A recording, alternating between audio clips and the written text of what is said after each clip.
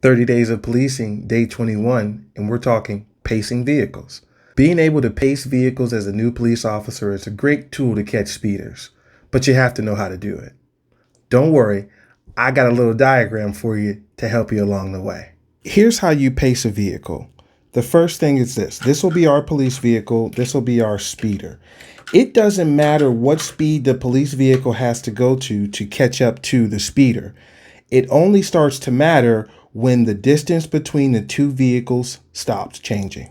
So if you're speeding behind the vehicle and you're closing the distance, then you need to slow down. And if you're driving behind the vehicle and it's pulling away, then you need to speed up.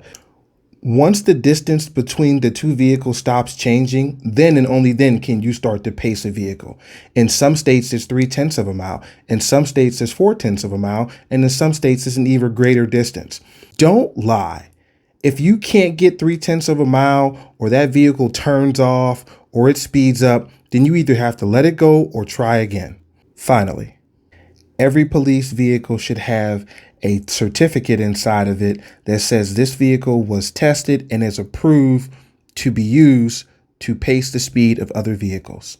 If you don't have that in your vehicle, or that vehicle hasn't been tested, you cannot use it and you cannot testify to it in court. Remember, you can't start pacing the vehicle until you stop the distance between the vehicles from changing. Monitor the distance that you're actually pacing the vehicle, and always have your certificate of accuracy. 30 Days of Policing, Day 21, Pacing Vehicles. I'm RC. Click the like, follow, and subscribe for more content related to all things policing. I'll see you next time.